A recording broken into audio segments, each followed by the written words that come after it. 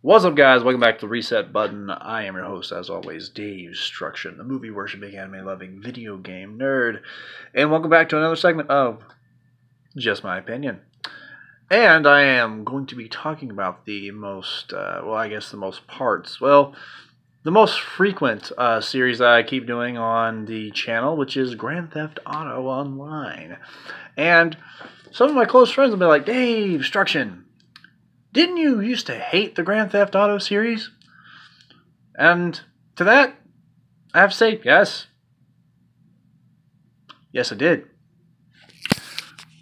And there are reasons for that, and this is my opinion. Up until Grand Theft Auto 5, I didn't really get into the Grand Theft Auto series on account that I didn't really like any of the characters in the previous Grand Theft Auto games. Well, mind you, the first Grand Theft Auto was just kind of a top-down shooter. That's okay. I didn't really get to play it that much. And also, my parents didn't let me play M-rated games when I was younger. So, I wasn't allowed to play them, but I got to play them at my friend's house. Shh, don't tell my mother. Anyway, but I didn't like them. The characters were flat. They weren't at all dynamic at all. And we didn't get interesting characters until, for me, I don't know if that's what your opinion is, but for me, we didn't get interesting characters until Grand Theft Auto 5. Let's run them down. Starting with Michael. Now, Michael, even in his own sick, twisted kind of way, he still tries to do the right thing, even though he's a mobster, gangster, kind of a Ray Liotta from Goodfellas type character, but he still tries to do the right thing, and he tries to be a good husband, he tries to be a good father, but, he's a multi-level character, got a lot of layers, he's like an onion. Little Shrek reference, anyway. But yeah, and we got Franklin. Thank you, wifey. Appreciate that. Franklin, who...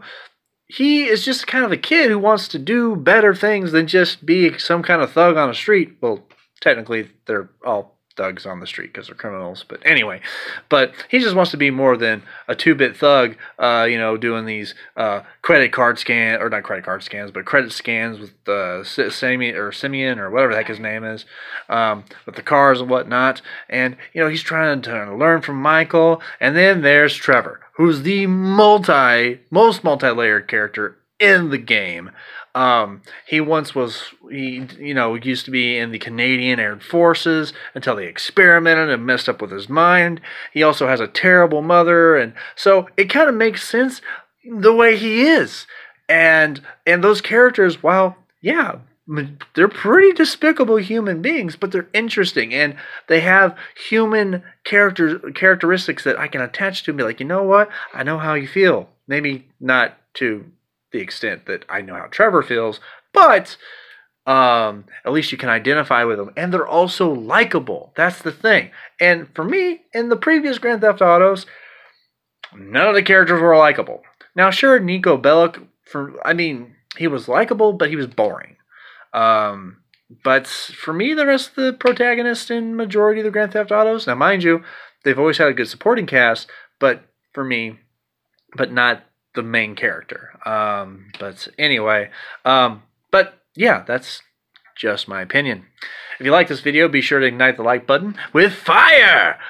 Be sure to comment and subscribe. We love those lovely subscriptions. Be sure to share the video with all your friends, family, and colleagues.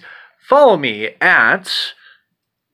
on Twitter at DaveStruction88. And as always, if life's getting you down, remember, this is not your final form. Grab an extra life, and you can always hit the reset button.